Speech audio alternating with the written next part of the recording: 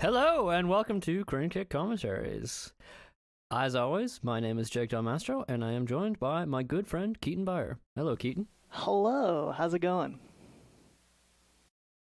I'm doing very well, so I believe we have somebody else on the line. Yeah, as we've well. got a special guest, although we didn't discuss on what title to give her. Do you want to come up with your own title, Margot?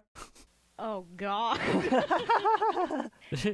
Put her immediately on the spot to come up with her own title.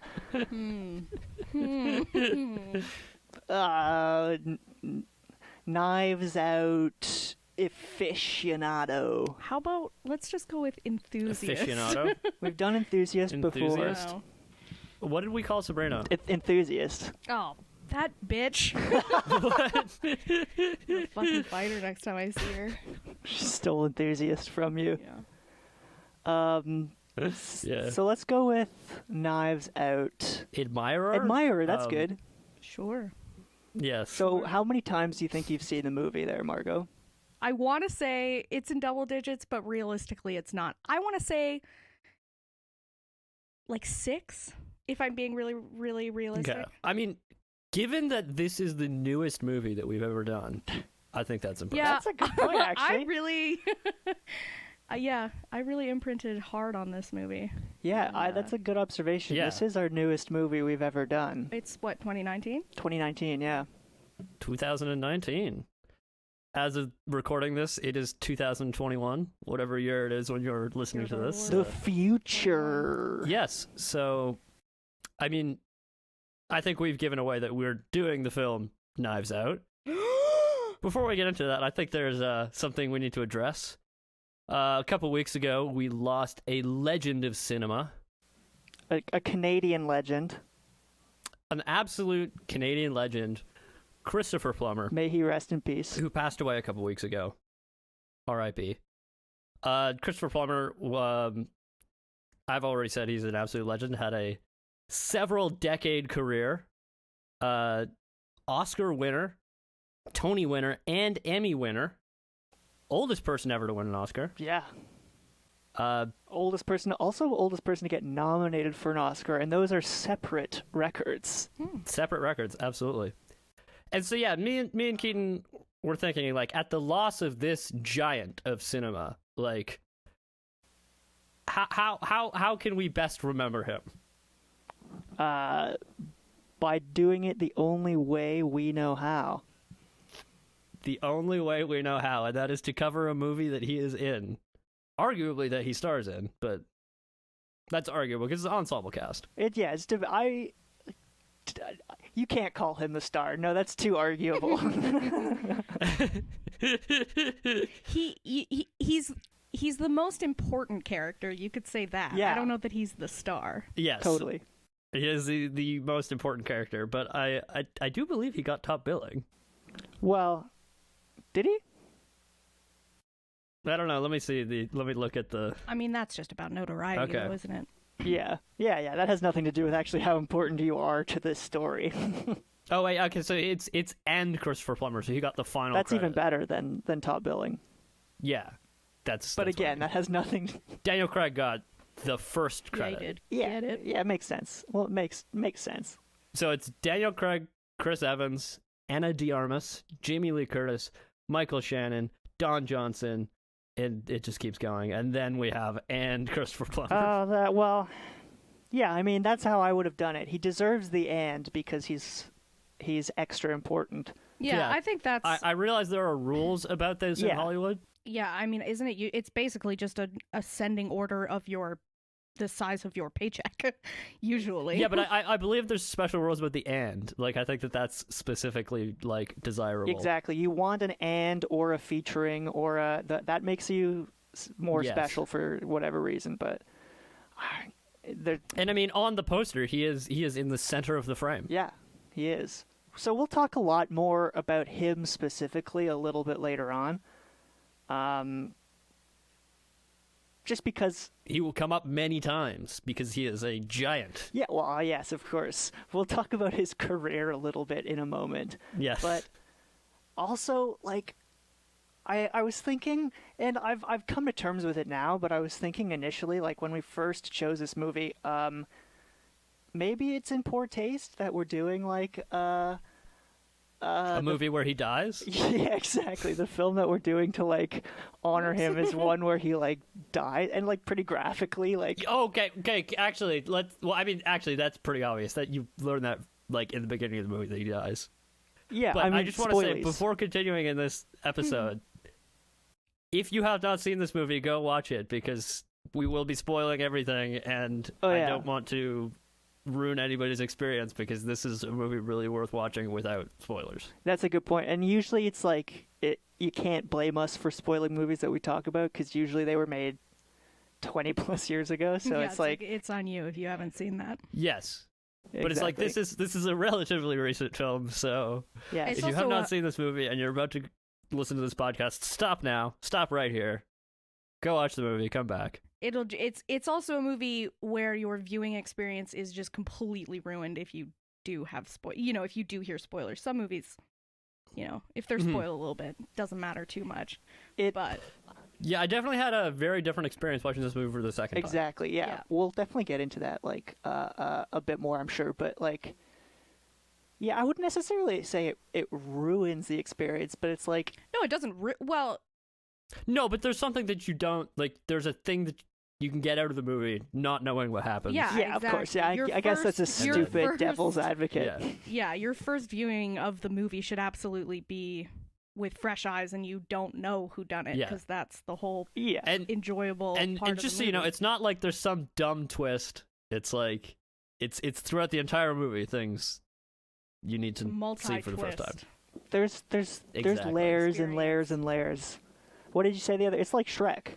Or no, you weren't talking about this film. You're saying this movie is like an onion? Yeah, I'm saying that. No, I thought yeah, it is. You're not wrong. I think I was talking about something more embarrassing. So Margot, as the appreciator of this film, yes, would you like to give us a bit of context to tell us a little bit what this movie's about? Sure, Jake, I'd love to. So this movie is a mystery film from 2019,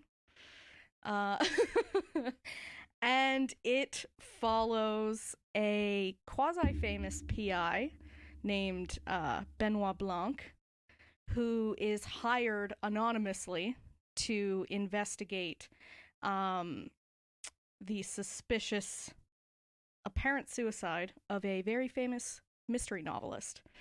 And so he teams up with the author's private nurse and confidant, Marta Cabrera. I think that's her name, right? Is that her last name? Cabrera? I don't know. I think it so. is. I think it's Cabrera. Marta Cabrera. Yeah, and they investigate together the family, who are basically a bunch of horrible, duplicitous, money-grubbing monsters who all have a lot of secrets that get exposed. Yeah. And Chris Evans is in it. And there we go. Indeed he is. That's all I got. Yeah, Chris Evans is in it. Yeah, I think that's a pretty apt summary. I don't know. What do you think, Keaton? Yeah, that's pretty spot on. Pretty succinct. Anyway, without without further ado, let's get into this movie. Some basic facts about this movie. Until today, I pronounced his name Rian Johnson. Is it not just Ryan Johnson? It is absolutely just Ryan Johnson. You. Yeah, well, I hadn't Hero of heard the hour, Ryan Johnson. I'd only seen it. I hadn't really. I mean, I'm sure I've heard it said. I've mostly read it up until today. You just Fair didn't enough. pay attention. Yeah, I mean, if someone had said it, I obviously didn't connect it to him because I thought his name was Rian. It's like, oh yeah, you know Ryan Johnson? No, Well, but because have you it's- heard of Ryan Johnson? It's Oh, sure. spelt like very stupid. Come on, I went to middle It's school. not where Ryan spelled like a that. normal Ryan. it's spelled Rian. Oh no, it's totally like white people baby name way of spelling Ryan. Yeah. I don't respect you if you name your child Ryan with an I. Margot does not respect the parents of Ryan No, Johnson. I'd So like you- the record to reflect that really explicitly. He is our director / writer / producer, Hell yeah, he is. Yes. He co-producer. did everything to make this movie happen. Yes, Or almost everything. almost everything. So the music. I don't actually know much about the music. I know that it was written by Nathan Johnson, so shout out to him. Good job. Yeah. So Nathan Johnson is the cousin. He is his cousin, correct? Yes. Yes. That was the fact I was fishing for there. I see, yes. Yes. So they've worked together basically, I think. Yes. Both I of assume he them. didn't work on Star Wars, though.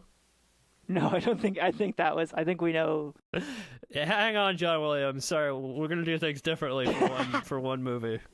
Yeah, actually, sorry. Also, you're a hack. Yeah, Margot, Jake called John You Williams. hold your tongue. He called John Williams a hack on our last episode, God. along with Danny Elfman. Well, I don't think you explicitly called Danny Elfman a hack, but you called John Williams I explicitly. compared the two of them. Yeah. So like you said, released 2019, released in Toronto. In Toronto, Canada, at the Toronto International Film Festival. Woo woo. Yeah. So budget. We haven't played this game in a while. So have you looked at the budget? Oh, what? It's in the fucking outline, Keaton. I'm looking at it right now. You can't bring this up. I know it. I'm not looking at it. Okay, so I'll go for a guess. Okay, so Okay, Margot, so this is a game just for Margot. Just for me to embarrass myself by being like $100 million off. So Okay. so what's your budget Oh guess? God. I'm gonna be so wrong. That's okay. This is gonna I be think really embarrassing. I think Jake's been like $100 million off in the past, so Alright. it's not really like the most Yeah. prestigious of. I'm gonna Well, I say mean, I think I rarely guessed that any movie is over $100 million. Yeah, it's true.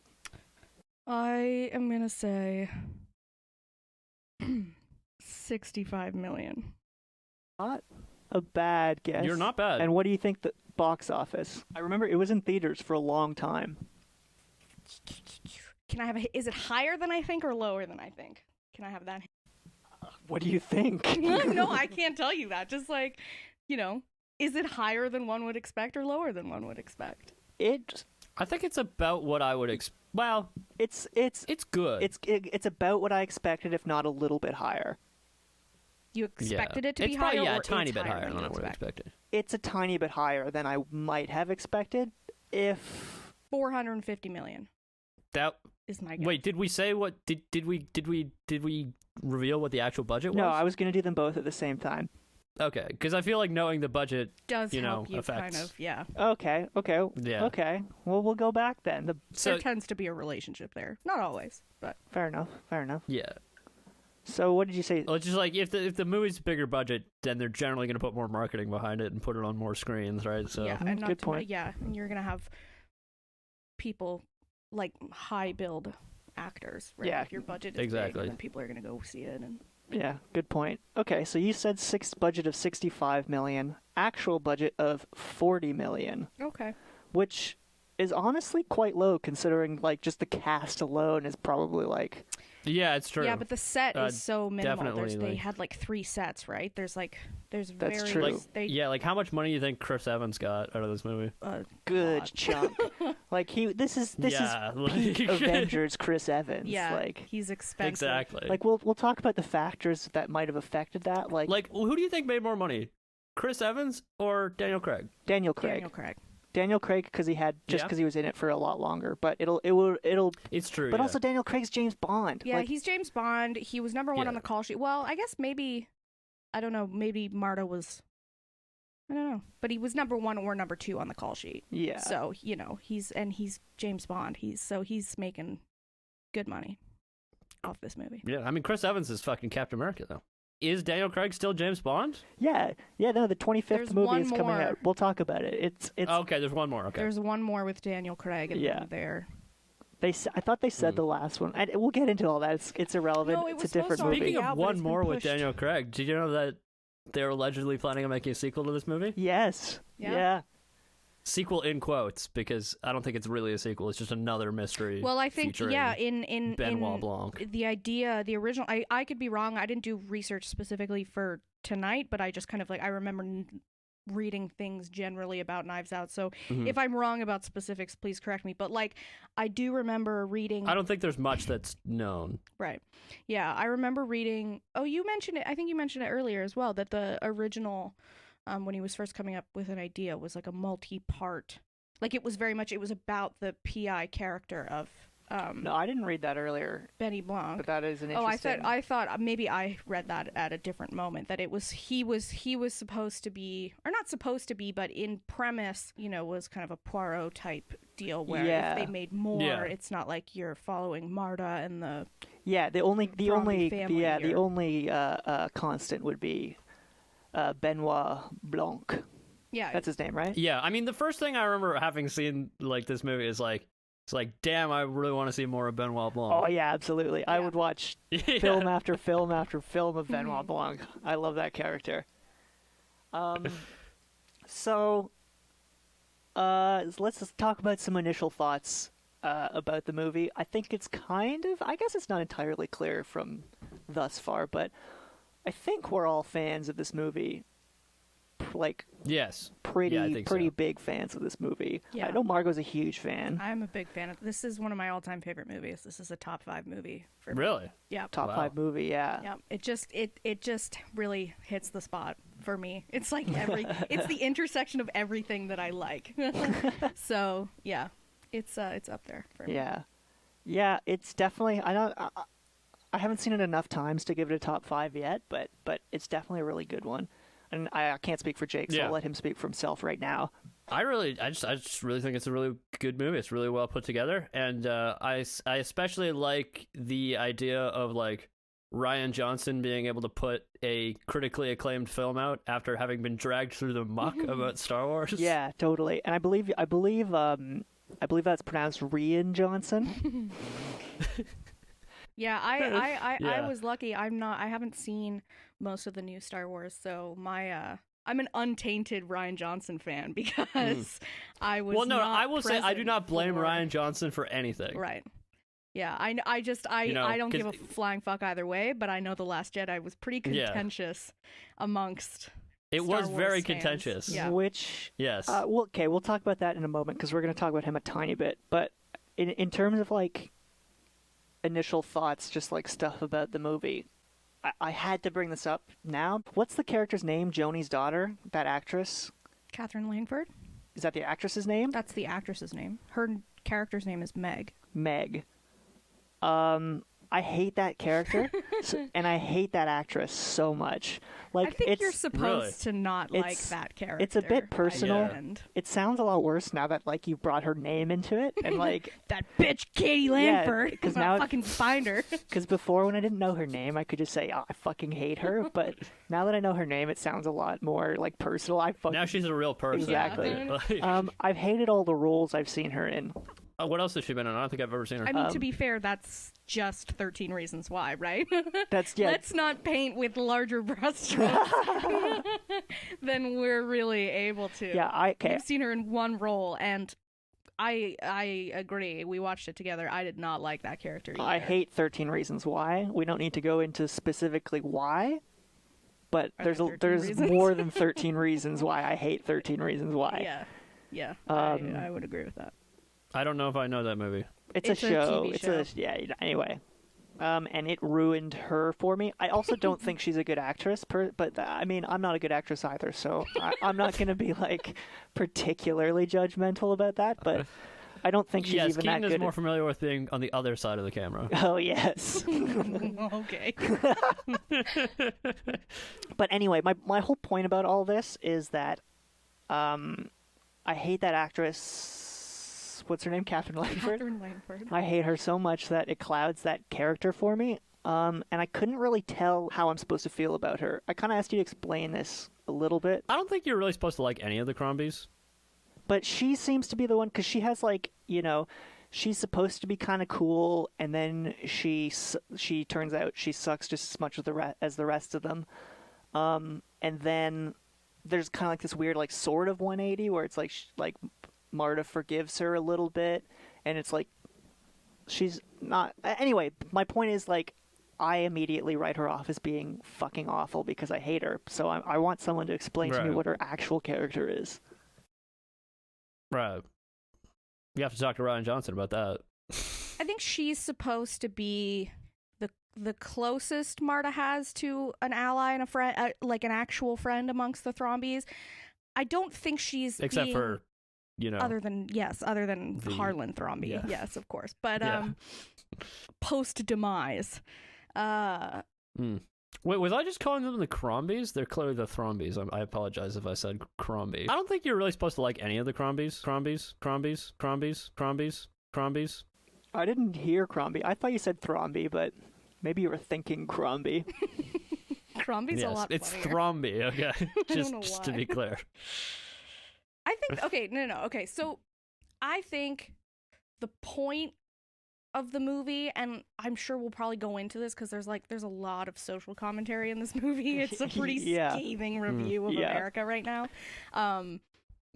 But I think the point a little bit is like it's a huge dig on that kind of wealth, like big money, inherited wealth, and those types of people. And I think the point is that even though there are varying degrees of likability amongst the, you know, Richard's probably the least likable, right? He's like the alpha asshole. Right, yeah. You know, he's just like his energy is awful. Yeah, you know, he's really gross. in your face. He is like, a really gross. You're like, okay, you're super energy. conservative. Like, is he the one with the Nazi son? Oh no, that's Walt. But still, you get. But my he's point. the one who's like talking about like he's the one who espouses the Trump values. Yes, without naming him. Without naming him, which is quite fun. Yeah, and he's cheating on Linda. He's just a real scumbag in your face. And then I think there's varying degrees of how obvious that is up until you get to Meg, who's the farthest on the other end. I think she's supposed to be the most likable and the most grounded out of all of them.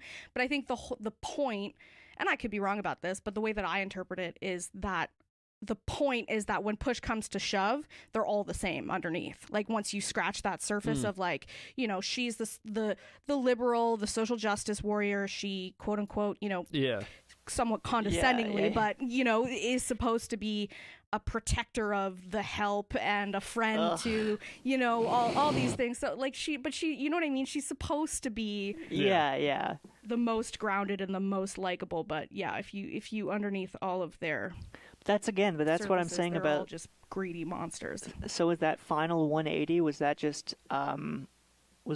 Marta like extending, just being well nice? Marta's just has too kind of a heart. She just it's not too kind. I think it's the fact that like her forgiveness is not an indicator of how bad Meg's crime was. It was an indicator of how kind Marta's heart is.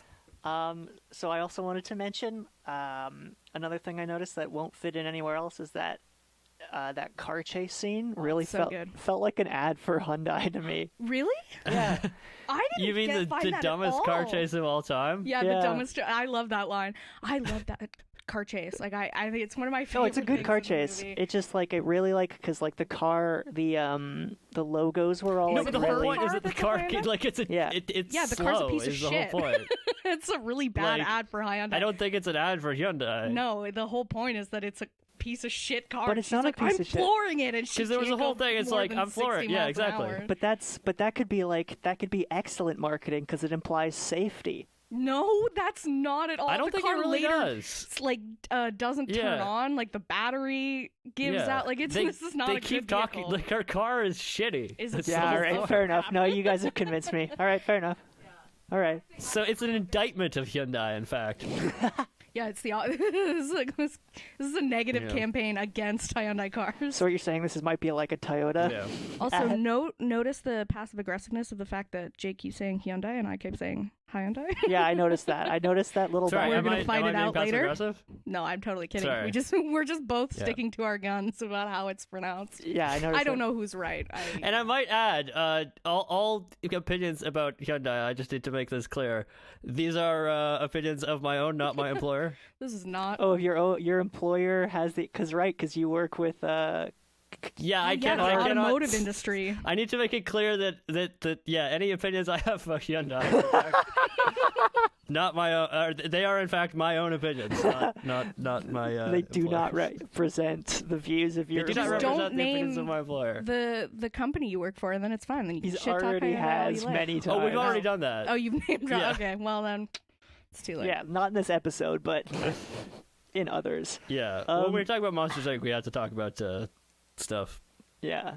So I was talking to a Mimi about this movie, and she said that she had seen some criticism of it being like overly ham-fisted, and Yeah. that like just in its like approach to not to everything, but also specifically the like political stuff. I think was part of it. So I wanted to know what you guys. Well, I find it doesn't necessarily dig too deeply into that, Yeah. overtly at least. Yeah, I think it's pretty. It fits into the background more than it is like clearly an overt. It more sets the stage than it actually does the. But I think the whole point was that it was kind of ridiculous. Yeah, I would. I that's what I was gonna say. I think I think she's not wrong with the ham-fisted thing. That wasn't. Sorry, that. I Oh, don't- that wasn't her opinion. She just had read that. seen right, that sorry. opinion. Right. My take. I think I definitely notice it each time I watch it as the most unnatural dialogue out Yeah. of the movie. But I think. And it's definitely uncomfortable to watch, and it's pretty cringy in a lot of ways, like from both sides, from the pro-Trump. I mean, I know it's not Trump, but you know they don't name drop him, but it is Trump. It's from the clearly- pro-Trump it's side, clearly. from the It's very Democrat side. clear. Yeah, they're both like they're both Yeah. pretty cringy to Well, watch. And I I think it's, it seems a little odd now because we seem to be firmly now in the post-Trump era. So it's a very odd demarcation line. It is funny to like see this movie as like a sort of a snapshot in time. Yeah, it is interesting because it all of a sudden. Last time I saw it, we were living in Trump's America. yeah. And then this time it was Yes. like, oh yeah, It's also I think it's a fun little. Now we like- are living in the America of noted fan of the show, Joe Biden. oh yeah. Joe Biden loves this show. He name checked us this show. Sorry, what? So Christopher Plummer, who we mentioned already a little bit, I think he's probably best known for his role as John Adam Gates or John Adams Gates, Those are two different names, sir. whatever, in National Treasure, Fuck yeah. father of Nicolas Cage. Really? Fucking fuck yeah. Because okay, Is so that really where we're? I mean, how can we forget about General fucking Chang oh god, in Star Trek V? yeah, that General Chang. Here, let me pull up a picture of General Chang for Margot, and hopefully my computer won't crash. You know what? I'm good. There he is. Christopher fucking Plummer. That's Ladies not and his gentlemen. best look. Not his best look. I think it is. Okay, fair enough. I'm sorry, is that eye patch just nailed into his face? Fucking right, it is. That's so metal. That is the truth. It is so metal. There is nothing more metal than giving yourself an accidental lobotomy because you nailed your eye patch into your face. Anyway, so I think we can all agree that Christopher Plummer is most well known for his role in Star Trek V. No, it's definitely National Treasure, and I don't think he's in National Treasure 2, but I think they reference him in National Treasure 2, so that's Are good. you sure that's Christopher Plummer? Sorry, he doesn't play. I misspoke earlier. He doesn't play Nick Cage's father. That's John Voight. Yeah. He plays Nick Cage's grandfather. Yeah, that's what I was thinking. Isn't that John Voight? yeah. In Like- the opening where he's telling young Nick Cage Yeah. the story of the Like of when the Knights yeah, of whatever. it's the Yeah, flashback. So Nick Cage and Christopher Plummer actually aren't on the screen together.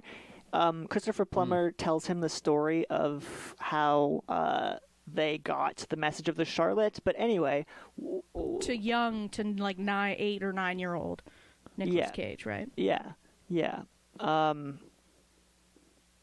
Anyway, we could talk about that for hours, so we'll move on. Actually, scrap this. This should become a National Treasure podcast.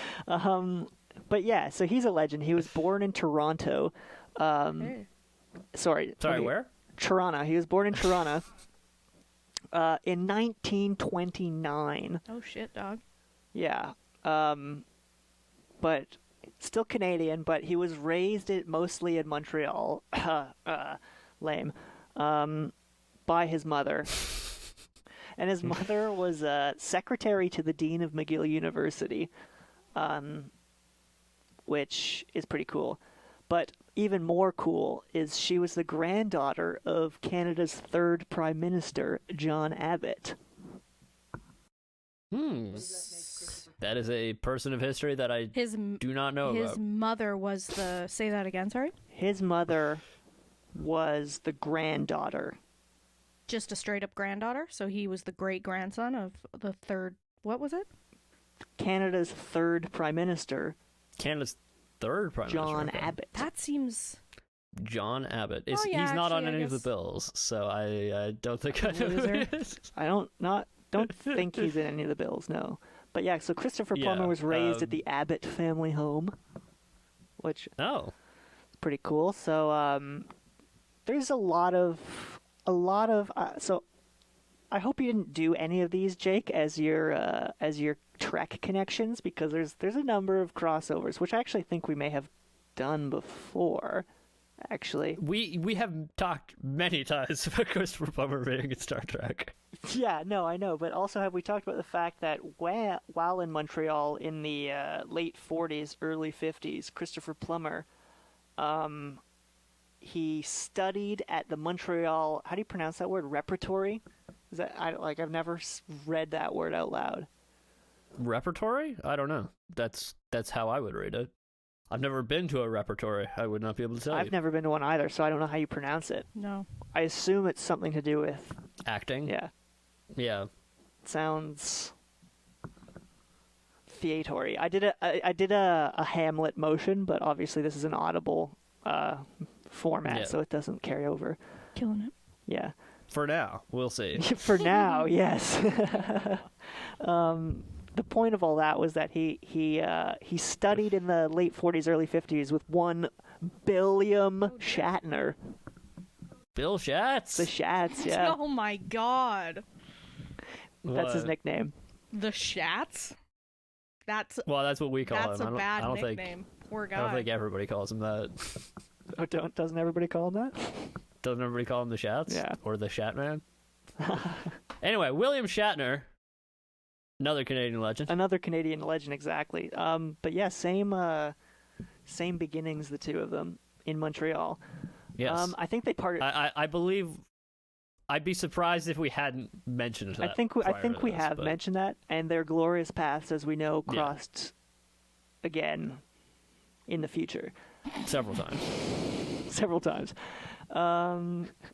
So his first screen appearance, he was in like tons of stage productions with, I believe it was the Ottawa Theatre Company. Anyway, his first screen performance was for the Canadian Broadcasting Corporation, a performance of Othello. But he was not Who Othello. did he play? Oh, okay. I was gonna say. I couldn't Did he figure out play who he Othello? was, but You couldn't. I couldn't find it. But And I assume you couldn't find like a recording of it? no, I didn't look amazingly hard for that, to be honest. Yeah. But So I'm sure there might be one out there, but I couldn't find it. So we briefly mentioned this, but according to Wikipedia, Christopher Plummer is the only Canadian to win the Triple Crown of acting. And the Triple Crown is like the lesser EGOT. What's EGOT minus the Grammy? Exactly. Which I'm surprised he doesn't have a Grammy, to be honest, because of his performance in The Sound of Music. Yeah, that's true. Well, I mean, is he not? Is he on the soundtrack? Grammy, Oscar, and a Tony. Oscar, Tony. Gotcha. Yes. Yeah. Yeah. Who have we talked about that one EGOT? Somebody was featured. Oh, Mel Brooks. Mel Brooks. I think it was Mel Brooks that we talked about who won the EGOT. Isn't that a yikes? Isn't Mel Brooks like a freak? Is he? Are you thinking of Mel Gibson? Oh yes, I am. I totally am. I'm like, isn't he like an anti-Semitic? Mel Gibson does not have an EGOT. Different Mel. Good. This Mel Brooks is definitely not anti-Semitic. Why is he Jewish? Yeah, definitely not. Anyway, Christopher Plummer almost made it. He almost made it, did you say? Oh my god. What? Almost made it to the EGOT. Oh. That's what I meant. Yeah, he was close. I mean, we all know he probably should have. I mean, what if they posthumously drop his rap record? Well, that's actually a good point. If they Grammy, if they do like a remastered release of the Sound of Music soundtrack, I don't think he can win it. No, I guess not. Like that wouldn't count if that won his performance. Yeah. Also, I'm not sure that The Sound of Music actually did win a Grammy. Yeah, I don't think you can get nominated for a remastering. Sure, you can. You can, but the person who is on the original recording get the people who did the remaster. Yeah, that's what I'm saying. Sure, if you can yeah. We're on the same page. Yeah, got it. You can get a audio engineering Grammy or something, or for, a visual effects if something. you're yeah. So what if Christopher Plummer has a basement tape style? What if he did his own remaster of the Sound of Music? What if him and Shatner did a thing that we just hasn't been dropped yet? You know. When did they do it? We all know Shatner's illustrious music career. Oh God. Okay, so let's move right on. Power ballad. Shatner won a Grammy? I don't think Shatner's won a Grammy. He's one of those trivia facts. For a Grammy. Yeah, I was gonna say that's one of those trivia facts that just would not surprise me at all if he had won a Grammy. That checks out. I see nominated. He was nominated. What was he nominated for? Wait, we talking about Shatner or Plummer? Yeah. Wait, who are you talking about? He's talking about the Shatman, right? I'm Mr. saying Shatz. Shatman. What if there is a secret Christopher Plummer featuring the Shatman record that has yet to be released? That's a reach, dog. Really off the rails. That's a reach, dog. Also, I'd like to take a brief moment to appreciate how quickly you embraced. Jumped onto the Shatman? Yeah, obviously. You even made up your own little the Shatman. I like it. So let's move back to Knives Out because we've gone a little bit off topic. Forgot that's what this is about. This isn't a podcast about William Shatner. No, actually, William Shatner has his nothing. Various accolades. Well, he has a little bit to do with this because we're going to talk about Star Trek later.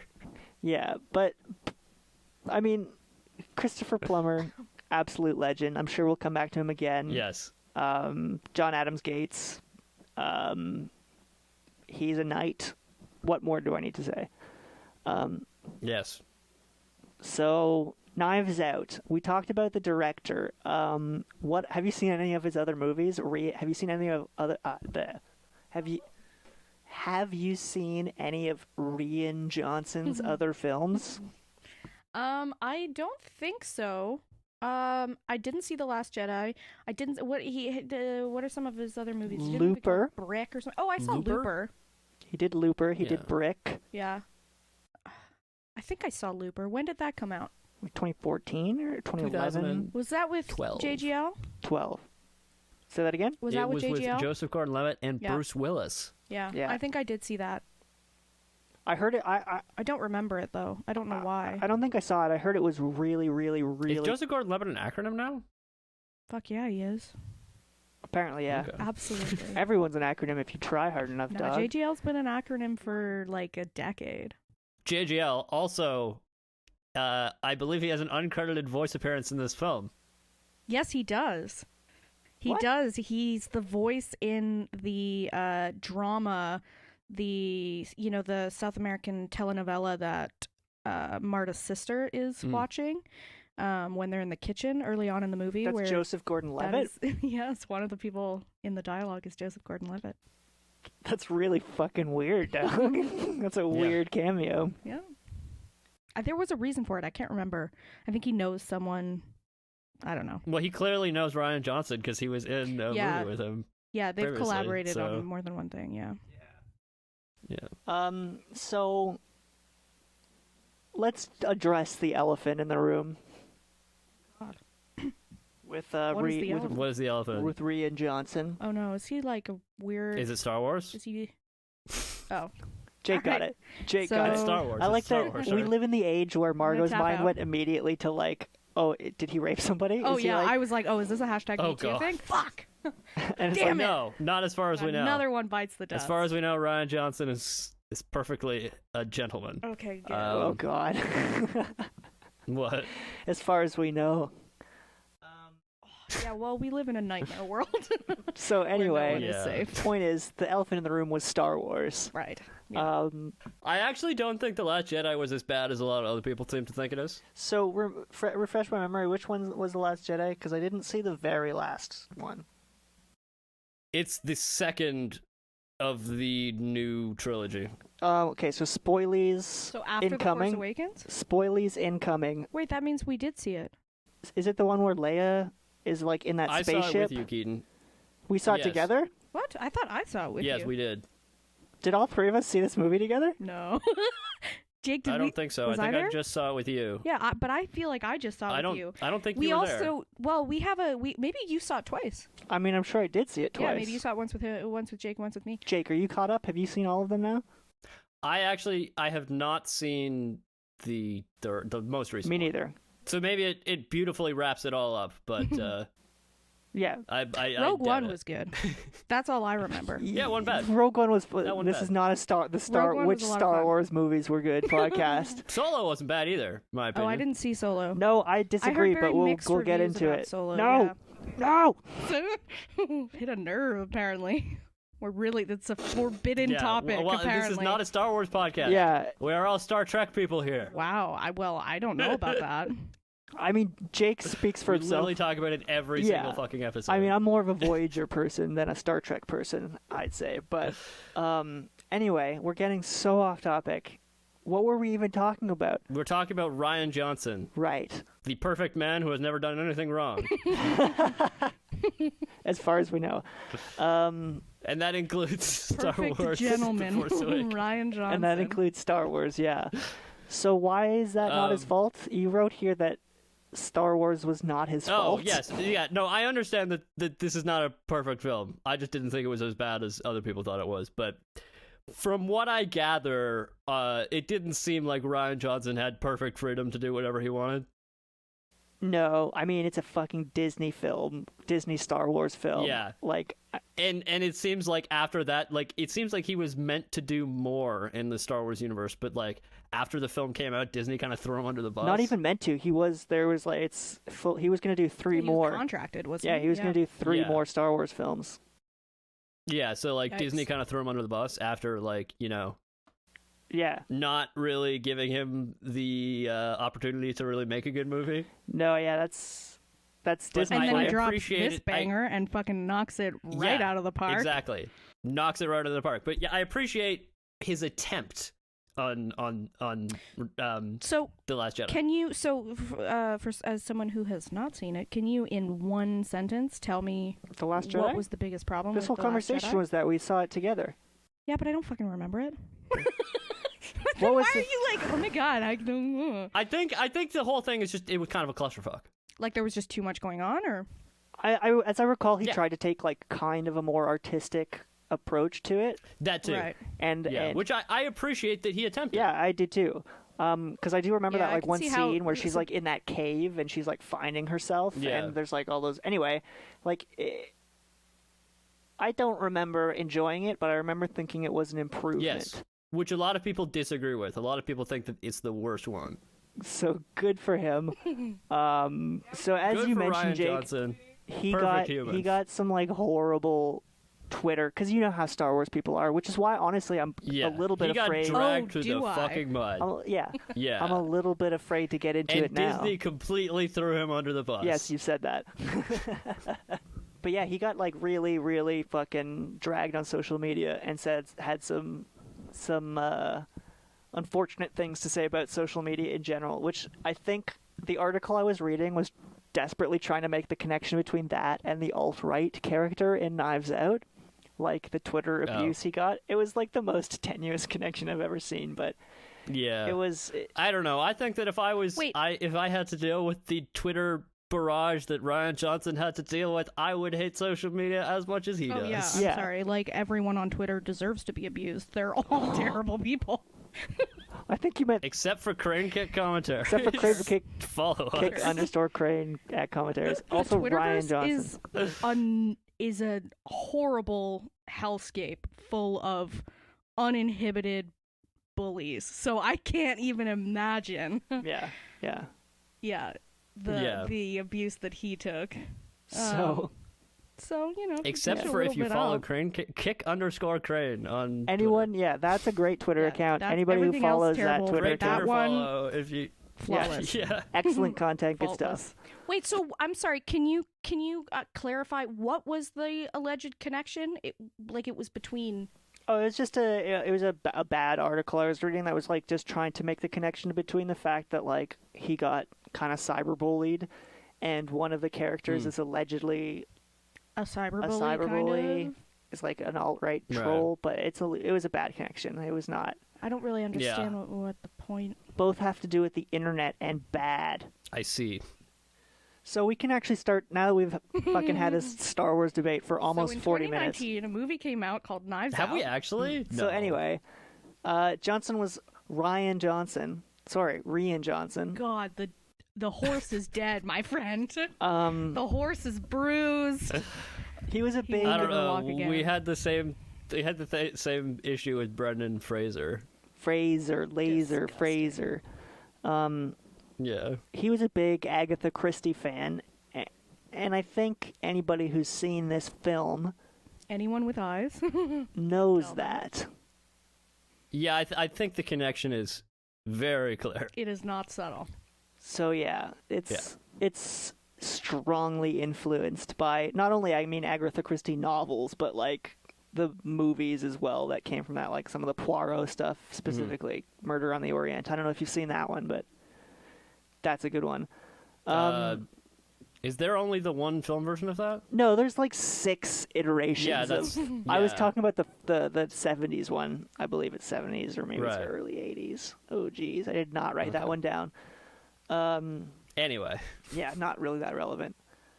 But yeah, so he had the Knives Out generally plotted out before his first film, which I believe was Brick in 2005. So he had this idea brewing for a long time, but I don't really know why he didn't get the opportunity to do it. But apparently it was I don't know. I mean, I would think because like it's a fairly complex plot and requires a large cast. Yeah, maybe that and very fine actors to pull it off. So it's true. It was probably getting all the people available for it probably factored in. That's a good point. Like, what's the name of that actress who I hate? Catherine Langford. God, you hate her so much you can't even remember her fucking name. Yeah, well, no, but if everyone was as bad as she was, then it would be a terrible movie. Your hate on for Catherine Langford is. I mean, yeah, sure, but huge. It was just a great example for what we were talking about at the moment. Sure, it was. Yeah. I think part of the reason was probably just like being able to find all the people that would be able to do it. No, be able to pull it off. I think you're totally right. Also, just like Hollywood is fickle, you know, and it's hard to get a movie made, you know. Yeah, it's hard That's to true. get an idea. Yeah, onto maybe screen, even just if you're all the other projects just happened to work out better, so he just did those and put this one off. Yeah, you never really know. So, and I'm sure Star Wars probably took a ridiculous amount of time for him. Yeah, well, so that's kind of the thing, is that's where this movie exists. It's like his Star Wars movie had just come out, and obviously it's a Star Wars movie. He was getting absolutely skewered. Yeah, he's getting Roasted. destroyed on social media and just Everywhere. And he is at this point still on lock to make more Star Wars films. So What? just after it had just come out, he was still. It was kind of nebulous. I don't know that they had. Yeah. But he was on. I mean, he probably knew. He probably knew. We don't know. Yeah. But he was on lock to do more Star Wars films, but he kind of had this like year of downtime where he was like, fuck it, I'm going to do this like passion project. I'm going to do Knives Out. So this is where his like producer, whose name is Ram Bergman, or knowing this pair, it's probably Rame Bergman, because I don't know how to pronounce anything. Rom Bergman? Ram Bergman. Yeah, you should get your pronunciation guide out there, Jake, for this one. I forgot to do it for this episode. I'm sorry. We really fucking needed I figured it. all the names were fucking easy. Rian. We know how to pronounce it. Shut up. I don't. I didn't until Margot said it earlier today, and I took mental note. I'm like, oh, I'm glad someone said that before I did. And now you're saying it wrong every time. Well, I'm doing it on purpose to own it, because Yeah. it's better that way. So yeah, Ram Bergman essentially like convinced him to do it in this short time period. He basically had like 8 months to do it, and Rian Johnson says he's a notoriously slow writer, so it took the pressuring of Ram Bergman to be able to get it done. That's okay, Ryan. I'm a notoriously slow writer, too. Me too. At least, I can't imagine the pressure of like. I mean, I guess it's not pressure when it's a passion project, but with Star Wars being a slow writer, I don't know. Yeah, that was probably brutal. Yeah. So yeah, by August, August 2018, he had a script written, and that kind of they planned to get the whole film shot in 8 weeks in like October, but at this point, they have a script that's sick as fuck, because obviously it's sick as fuck. Obviously. But they don't have any funding and they don't have any actors. And then a major catalyzing event that reshapes the rest of the film occurs, and that event is Danny Boyle. What did Danny Boyle do? He's fired from James Bond 25. Who? Danny Boyle, the director of Slumdog Millionaire. Oscar-winning director Okay, Danny okay. Boyle? Among others. There's maybe one day we'll get into the controversy of what happened there, because there's a lot of various stories whirling around about why he left that project. But It's rather tangential to this, though, so I don't think we'll go we into won't go it. into it now. So Danny Boyle leaves James Bond, and that delays that project kind of indefinitely while they're finding a new director, which means Who is free to come? one Slay.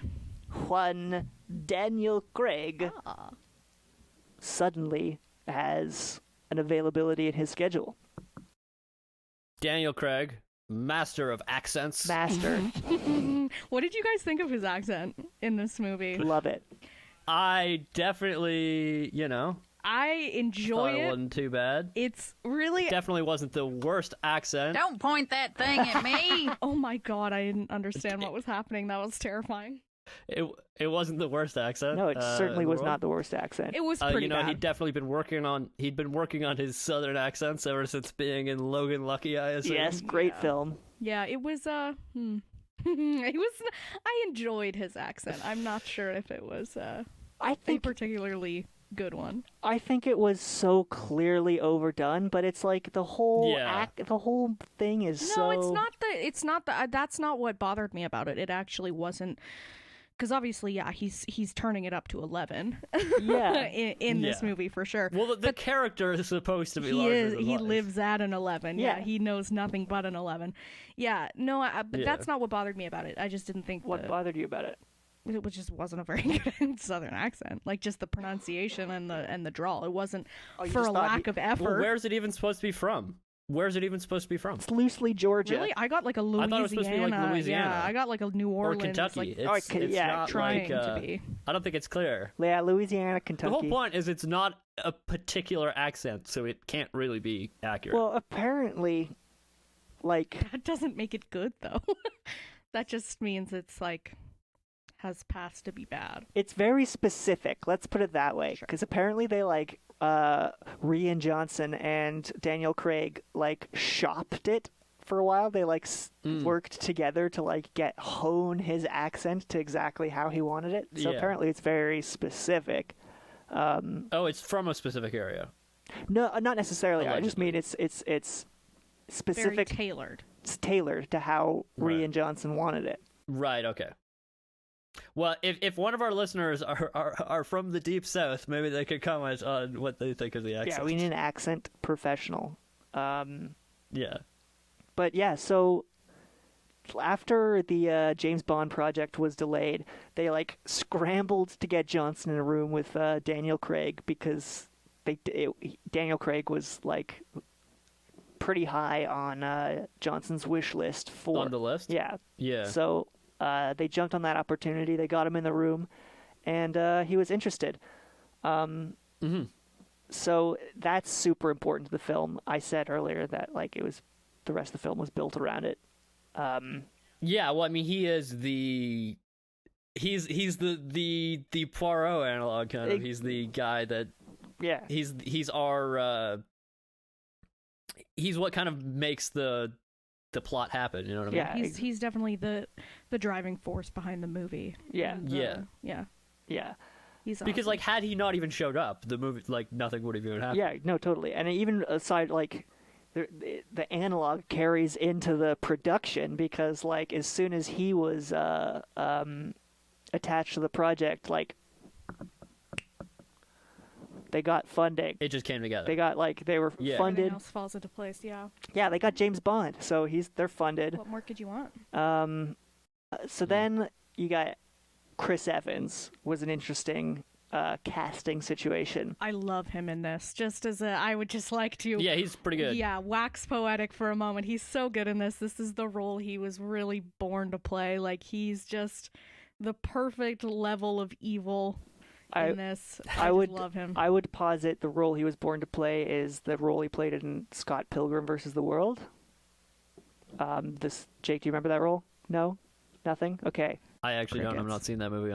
I apologize on behalf of all of Toronto Oh. that I've never seen that movie. Holy dare fuck! you. Okay, well we can't have this conversation now because Yeah. it's gonna take 10 years. So go on. Oh no, that was all. I just wanted to.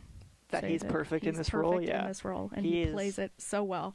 he is a surprisingly on point villain. Well, I guess not surprisingly. Yeah, I know it's not surprising to He me. kinda, Just- like- he suits it. For He gives sure. off trust fund douche vibes a little bit. For sure. Yeah. Definitely, Yeah, he definitely absolutely. pulls that off perfectly. Yeah, moneyed privilege just drips off him. In fact, actually, I have a quote from Chris Evans about the character. There, Jake, if you want to read it. Okay. This guy's really self-involved, he says. He does feel that he's the victim in most circumstances, and it's dangerous to start weaponizing your victimization. Interesting. Interesting, yeah. Yeah, I think that describes the character pretty well.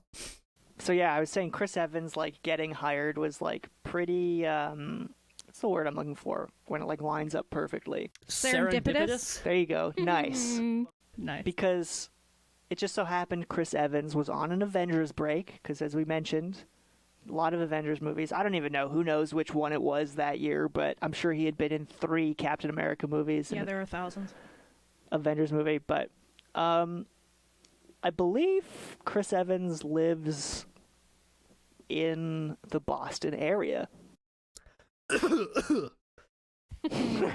Was that a hockey thing? Yes. Gotcha. I knew this would come up, so let's get it all out now, Jake. Let's just Yeah, let her out. Purge I don't it. think anything needs said. I don't think we need to say anything.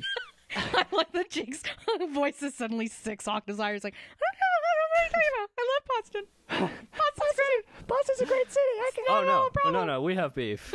We have beef. We just don't need to hash it out. We'll save that for the next hockey film. Yes, So I believe or even maybe a baseball film if it comes to it.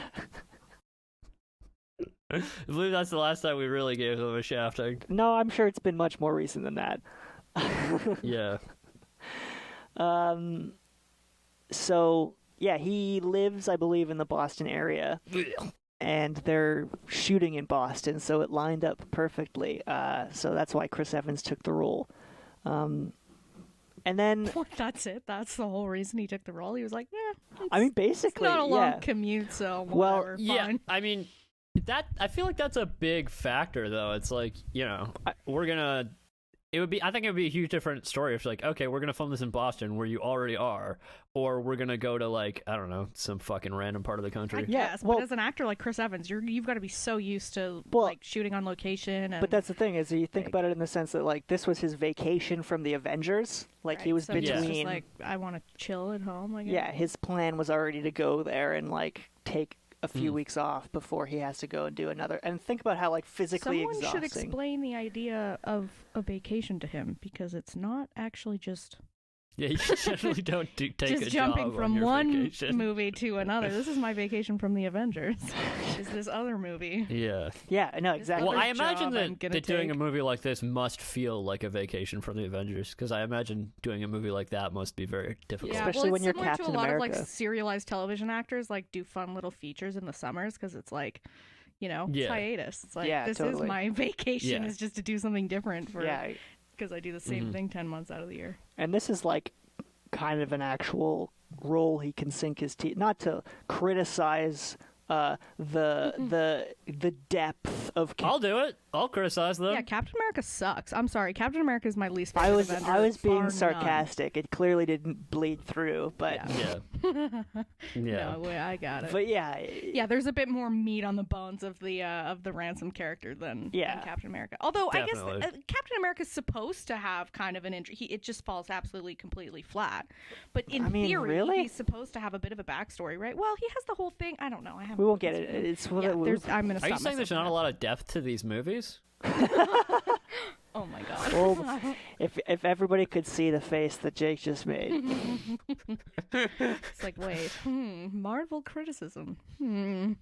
Yeah. So yeah, basically it's an ensemble cast, so we don't need to talk about how everybody gets involved, but it starts falling like, the Soviet. It fell together, and we have some true giants in this film. Yeah. Have we listed the cast yet?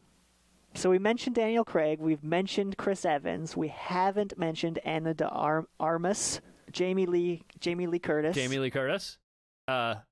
Second time we're mentioning her on Cricket I Commentaries. think it's more than the second time, but yeah. The second film she's been in. second movie. Yeah, second film she's been I in. love She Jamie. really suits this role as well. I think this Yeah, is another totally. character whose actor was just born to play it. Yeah, she is spot on in this movie. One of my favorite characters.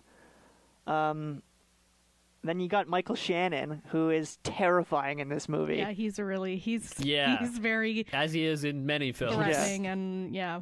Yeah. You were that one scene in the hallway, because this movie's like super Yeah, viscerally intense a lot of times. Like I completely agree. it make you like squirm in your seat, uncomfortable.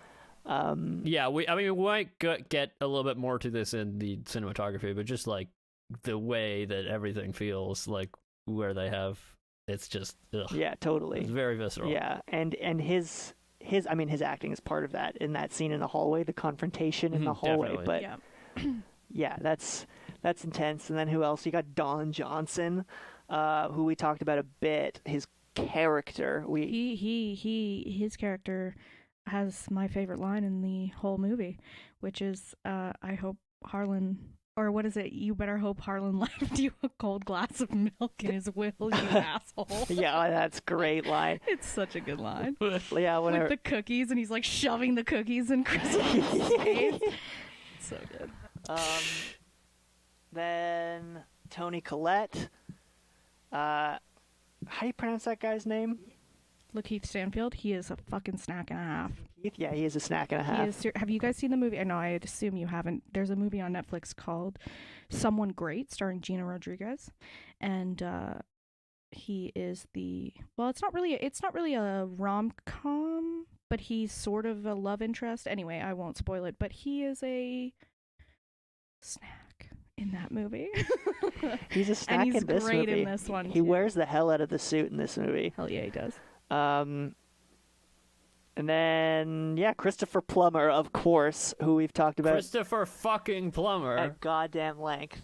But yeah, they were all cast kind of one by one. I believe Christopher Plummer was one of the last people to get cast, obviously, because he's so important.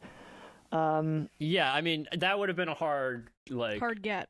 Yeah. casting job, I think. But Just because he has to be so dignified yet so mysterious. yeah. So D'Armis, she wasn't initially. You don't need to enunciate it so much.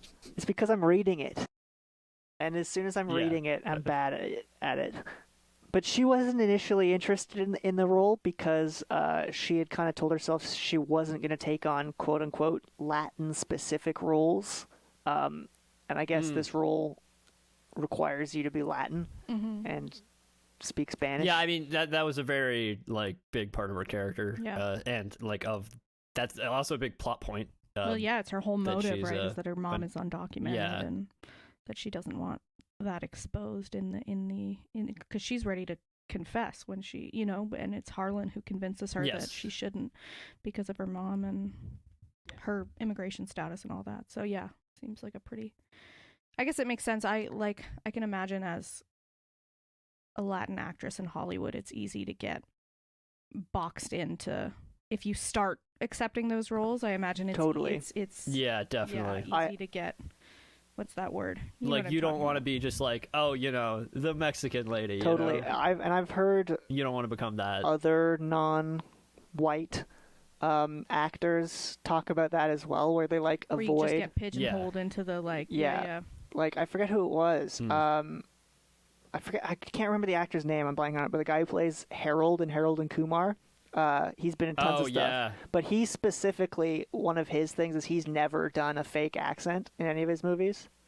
Even though he gets Right. asked, I think Asian people have it really bad, and they get asked to do definitely racist accents all the time. Yeah, well, there's a real problematic trend of having Asian people be the comic relief characters and stuff. That's a really common trope in Hollywood. That's obviously super racist and really not good. Yes. Yeah, totally. But so she wasn't interested in the role for that totally viable, or not viable, that's the wrong word, totally reasonable, valid reason. Yeah. But she was convinced as soon as she read the script and had a conversation with Rian Johnson.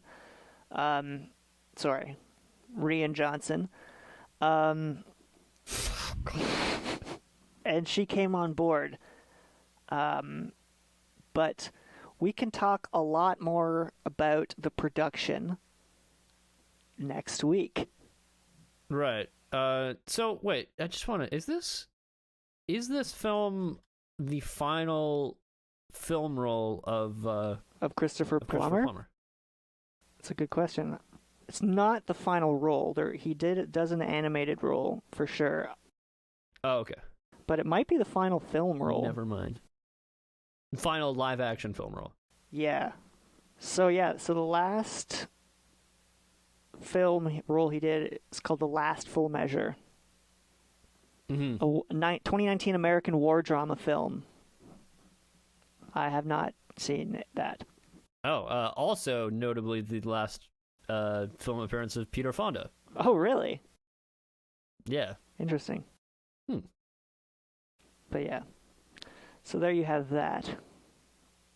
But yeah, as we did mention several times, Christopher Plummer, Commander Chang. So Please, General. General, Chang. sorry, I was thinking of his earlier career. I've made this mistake. I called him Admiral Chang once. Oh, come on. Oh God. How could I do that? What kind of Star Trek fan am I? I know. Seriously, you're gonna get stripped of your rank. Exactly. So my point here, though, is My rank being Lieutenant Commander, if anyone was wondering. okay. Hold on. I was actually.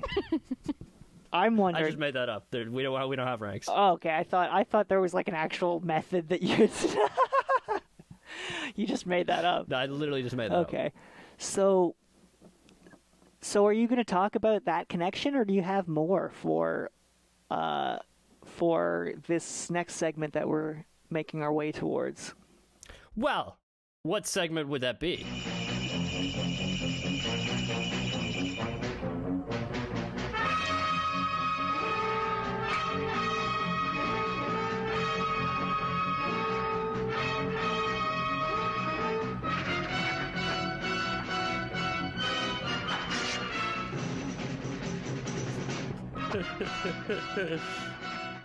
Welcome to 6 Degrees of Star Trek. This is the segment where we talk about Star Trek.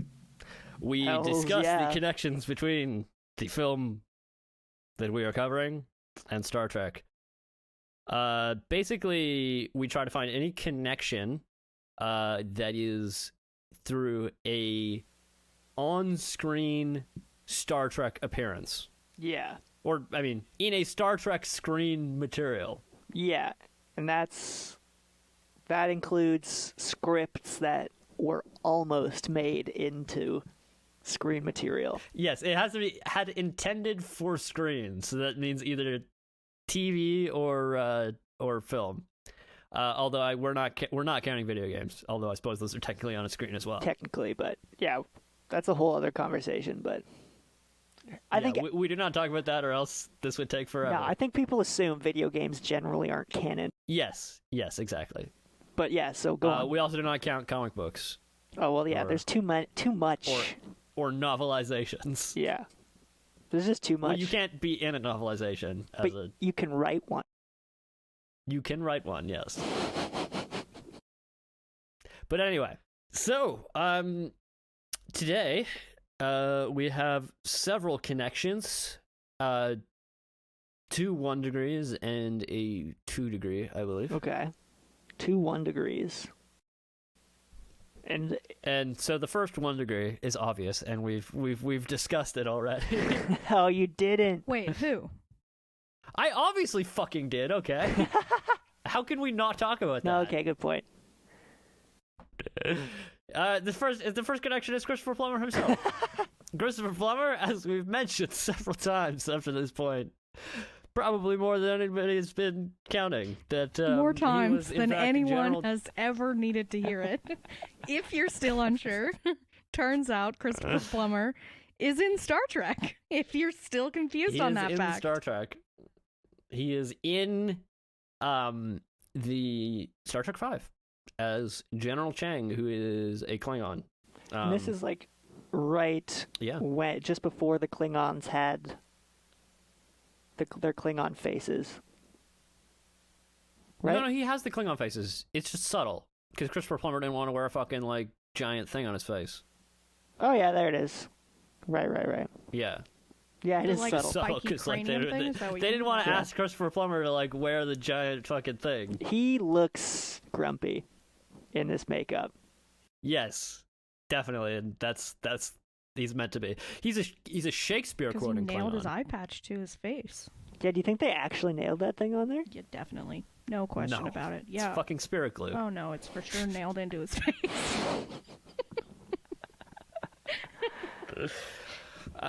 So, shut up. Anyway, notably, we're talking about Star Trek, okay? So, you know, get on the bandwagon. Yeah, let's go. I've been on, Tell me some dude. fucking trivia. Let's go. Okay. This is not Christopher Plummer's only brush with Star Trek. What? Well, I mean, whether or not you count this as something in Star Trek specifically is unclear. But you may or may not have seen William Shatner's documentary, The Captains. I have seen it, and we will count it. I have absolutely Yes. not seen Well, it. I mean, if you don't count it, then it's a 2 degree. But he's also in Star Trek. They're both in Star Trek, but Christopher Plummer's also in this movie. Will you explain The that movie Captains. super quickly? Yeah, so it's a documentary where essentially William Shatner interviews all the other captains of the Enterprise who have played captains of the Enterprise. Really sick documentary. And Christopher Plummer... Sorry? Sick documentary. Yes. And then Christopher Plummer is just in there because he's friends with Shatner, not because he's been a captain of the Because Enterprise. Or... Oh, no, did I say Enterprise? They're not all Enterprise. Just captains. Just Star Trek captains. Yes, because obviously Janeway's in yeah, there. yeah. I was going to And, say, Janeway's in there. Avery Brooks is in there as Cisco. Yes. And we're talking about our other direct connection. Which is... That is Marlene Forte. Marlene? Who plays in Marta's the film. mother, yeah. Marta's mother.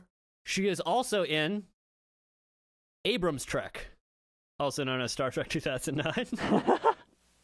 Abrams Trek. J.J. Abrams Star Trek. And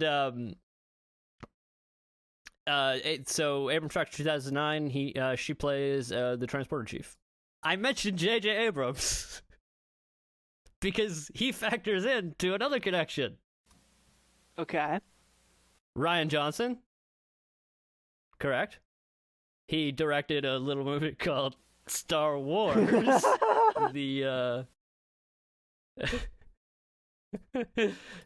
Star Wars: The Last Jedi, Yeah. produced by J.J. Abrams. The same way. I knew he worked on the movie. I just didn't know what his exact role Right. He needed was. I needed his title. Did he direct the Executive producer. Did he direct the prior He one? directed the previous one, but Right. but the one that Rian Johnson was also on, because it's not a direct connection. It's not a connection if it's not like Yeah, it's not the same It's movie. got to be the same movie. I understand. Yeah, yeah. I just wanted to clarify that detail. Yes, that he did in fact direct the one right before it. And then he produced the next one because they didn't think he was doing a good job, and then they threw. No, I think J.J. Abrams was basically just given like the keys to basically deal with the series, right? Oh, okay. So he got And then promoted. he was just like, "Oh, I'm going to direct the first one, and then I'm going to, Gotcha. find Rian Johnson and put him and put the pressure on him. So if this fucks up, then he gets the heat, not me." And I wonder what happened. J.J. Abrams was insulated from any blame at all. You seem to have some serious, you thought about this. Do I think that J.J. Abrams is some kind of evil plotter trying to ruin Star Wars? I don't know. Interesting. You'll get no opinions from me. No, we will not. But I believe we're talking about the wrong Star franchise. Yes. Well, I mean, he did both. That's true. Is the point? Whether or not did he ruin Star Trek? I don't know. That's a whole other conversation, but we have...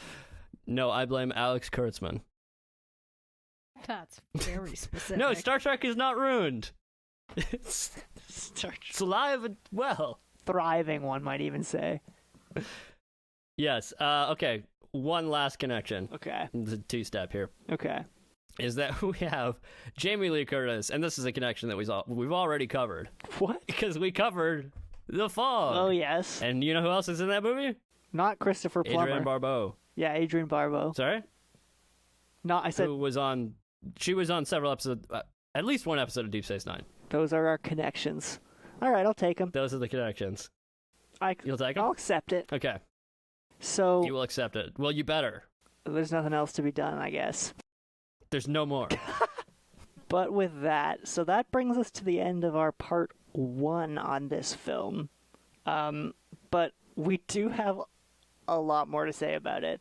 We have a lot more to cover. So we will be returning next week. And we haven't even argued about cameras yet.